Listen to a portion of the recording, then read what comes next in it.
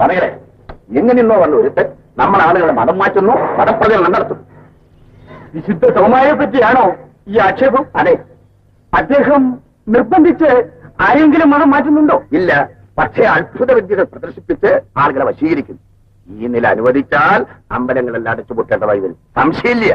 ഒരിക്കലുമില്ല. കുറെ പേർ അനുഭവങ്ങളുടെ വെളിച്ചത്തിൽ അതിനോട് യോജിക്കുന്നത് കൊണ്ട് ഹിന്ദുമതം ക്ഷയിക്കണമെന്നില്ല. സനാതനമായ ഹിന്ദുധർമ്മത്തെക്കാൾ ശ്രേഷ്ഠമാണോ ക്രിസ്തുമതം? പല മതസാരവും ഏകം.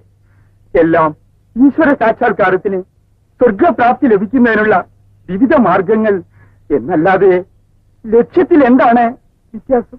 അപ്പോൾ ക്രിസ്തുവും അവതാരമൂർത്തിയാണെന്ന അവിടുത്തെ അഭിപ്രായം. അധർമ്മത്തെ അകറ്റി ധർമ്മം സ്ഥാപിക്കുവാൻ ഭഗവാൻ അവതരിക്കുമെന്ന് ഗീത ഉദ്ഘോഷിക്കുന്നു.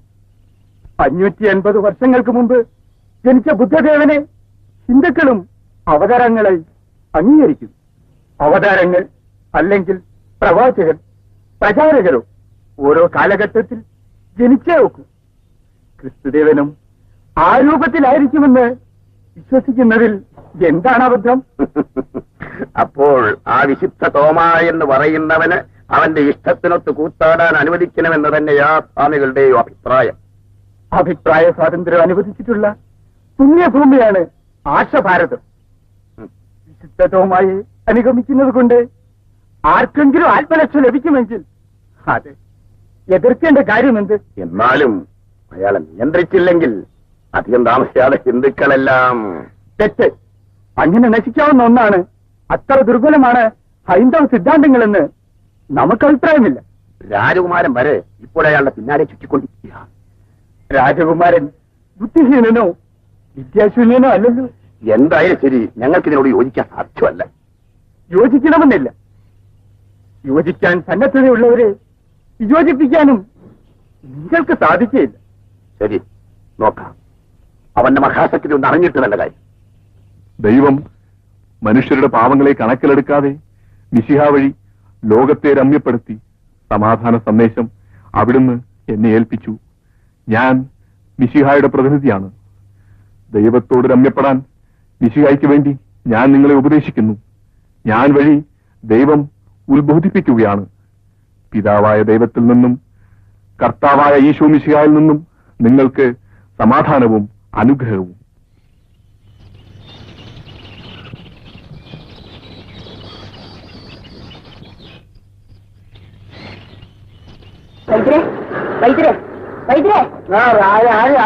എന്താ 2 ദിവസമായി തൊടാൻ വയ്യ. മാറിയിരിക്കാൻ പറ്റുമോ? പിന്നെ തൊട്ട് ശുദ്ധം മാറ്റണോ? തൊട്ട് നോക്കുമ്പോ അറിയാം, പൊള്ളും. അത്രയ്ക്ക് കട്ടിയാ. ദാഹം. ഓഹോ, ദാഹമല്ലേ ഉള്ളൂ, മോഹമൊന്നുമില്ലല്ലോ. അയ്യോ, ആർത്തി. ചുണ്ടും നാവും ഒക്കെ കത്തി കരിയുക. കിടപ്പിലായിട്ട് 10 ദിവസമായല്ലോ. അങ്ങേര് എന്റെ ഭർത്താവേ. ഓഹോ, ഭർത്താവിലാണോ? പിന്നെ ഞാൻ എന്തെന്നാ പറഞ്ഞത്? അപ്പൊ ഞാൻ എന്തോന്നാ കേട്ടത്? അയ്യോ, പനി പൊള്ളണ പനിയാ. ആട്ടെ, പനി വരുമ്പോൾ വിറയലുണ്ടോ? വിറയലുണ്ടോന്ന് തുള്ളല, ബാധ പിടിച്ച മാതിരി. അടുത്തു നാവനാട്ടണം. ഞാനോ? നീട്ടണം നാവ്. അയ്യോ, എനിക്കല്ല വൈദ്യരെ. നിന്റെ കണ്ണിൽ ചോരയുണ്ടെങ്കിൽ അവനും കാണും. ഭർത്താവ് ഭാര്യയുടെ ആരാ? അർത്ഥം പകുതി. ഒന്നിലുള്ളത് 2ലും കാണും. ശരി, ഞാനൊരു ഭസ്മം തരാം. അത്താഴ പുറമെ ആഴയ്ക്ക് ഉപ്പ് നീട്ടി അരച്ചു കൊടുക്കണം. അല്പം കയ്പാണ്, കഴിക്കും. അയ്യോ, കയ്പുണ്ടെങ്കിൽ അങ്ങേര് കൊന്നാലും കഴിക്കും. കൊല്ലാതെ കൊടുക്കണം. ആകട്ടെ, ഒരുമിച്ചാണോ താമസം? എന്ത് ചോദ്യോ വൈദ്യരെ? നാണിക്കണ്ട. ഒരുമിച്ചാണോ താമസം? അതെ. ഒരേ മുറിയിൽ? അതെ. കട്ടില്ലോ നിലത്തോ? കട്ടില്ലോ. മതി. അപ്പോൾ നിങ്ങൾ കഴിച്ചാൽ മതി. ഫലം ഭർത്താവിന് കിട്ടിക്കോളും. ഞാൻ മരുന്ന് കഴിച്ച അങ്ങേർക്ക് കിട്ടും. അങ്ങനെ പകർന്ന് ലയിച്ചങ്ങ് പൊക്കോളും. ധൈര്യമായിട്ട് പോണം. ആ വില വന്നില്ല. പേടിക്കണ്ട, വൈദ്യർക്ക് വെച്ചിട്ടുണ്ട്. എന്തോ കൊല? കൊലയോ? ഒന്നാന്തരം ഒരു ഏത്തക്കൊല എടുത്തോണ്ട് വരാൻ ആളില്ലാഞ്ഞിട്ട. ഞാൻ കൊടുത്തയക്കാം. വൈദ്യരെ, എന്റെ കോഴിയെ രക്ഷിക്കണം. എന്ത് പറ്റി? ഇത് കണ്ടോ? കാണുന്ന പിടക്കോഴികളുടെ പുറകെ എല്ലാം ഓടി നടന്നിരുന്ന ചുണക്കുട്ടന 2 ദിവസമായി തൂങ്ങി നിൽക്കാൻ തുടങ്ങിയിട്ട് ഇവന്റെ നടപ്പ് കാണുമ്പോ ചങ്ക പൊളിഞ്ഞു പോലെ വഹിച്ചിട്ട് കണ്ടടത്തെല്ലാം കേറി ഇറങ്ങി നടന്നവരല്ലേ കുറെ കഴിയുമ്പോ തൂങ്ങും, അല്പം കഴിയുമ്പോൾ അനങ്ങിയില്ലെന്നും. അയ്യോ കൊടുങ്ങാനിലേക്ക് ഒഴിഞ്ഞിട്ടിരിക്കുന്നതാ. ചത്താരുണ്ടല്ലോ ഭഗവതി കോപിക്കും. ഓഹോ ശരി, നാവ് കിട്ടണം. നാവോ കിട്ടണം നാവ്.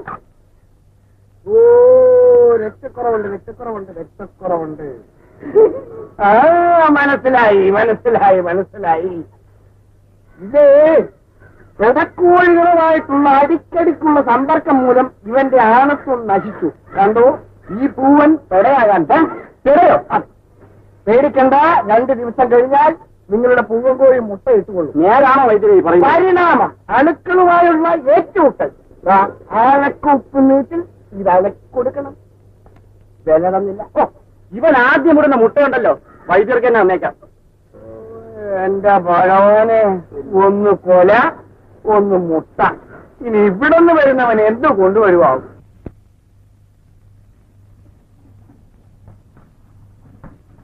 ശാന്തിയോ ഇരിക്കൂ. ക്ഷേരദേശത്തിന്റെ ഈ ഐശ്വര്യദേവതയുടെ തിരുമുൻപിൽ അങ്ങനെ ഒരു ഗുരുത്വദോഷം കാണിക്കാൻ നോമുതിരില്ല. പ്രശംസയും കൊണ്ടാണല്ലോ പുറപ്പാട്.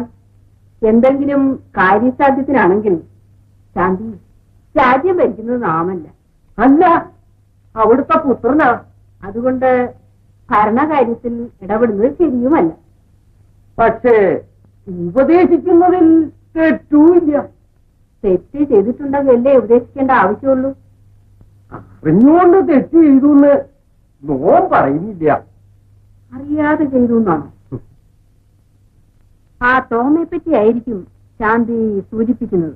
അതെ, അവൻ എന്തോ ചെപ്പിടി വിദ്യയെല്ലാം കാണിച്ച് നമ്മുടെ ഹിന്ദുക്കളെ അപ്പാടെ അവന്റെ ചൊൽപ്പിടിക്ക് കൊണ്ടുവരാൻ തുടങ്ങിയിരിക്കുക. ഇത്ര ഭയപ്പെടാൻ? നമ്മുടെ കുട്ടൻ തമ്പുരാൻ വരെ അവന്റെ ചൊൽപ്പടിയിലാണ്. കുട്ടൻ അത്ര ബുദ്ധിയെന്നാണ്. ആ തോമായെ പിന്തുടരുകയാ ഇപ്പൊ. അവൻ നല്ലവനാണെങ്കിലും തിരക്കേടില്ല. ദുർഗുണങ്ങളുടെ വീളനീളമാ. നമ്മുടെ അടിച്ചുകളിക്കാരി നങ്ങേരിയില്ലേ, അവളെ വരെ അത് പറയുന്നതേ കുറച്ചില്ല. എന്നിട്ട് ശാന്തി ഇതുവരെ കുമാരനെ അറിയിച്ചില്ല. കാര്യസ്ഥൻ കൂടി വരാമെന്നാ പറഞ്ഞിരിക്കുന്നത്. എങ്കിലും അവിടുന്ന് കൂടി മനസ്സ് വെച്ചാലേ അവന്റെ അട്ടഹാസം മടക്കാനും. ന്യായമായ ഏതൊരു കാര്യങ്ങൾക്കും നമ്മെ കൊണ്ടാവുന്ന ചെയ്യാതിരിക്കില്ല. അത് മതി. പിന്നെ എന്താ? ദേശാന്തി എന്നെ ഇങ്ങോട്ട് അയച്ച വിവരം തൽക്കാലം മഹാരാജാവ് തീരുമാനിച്ചുകൊണ്ട് അറിയാതിരിക്കുന്നതാ നല്ലത്.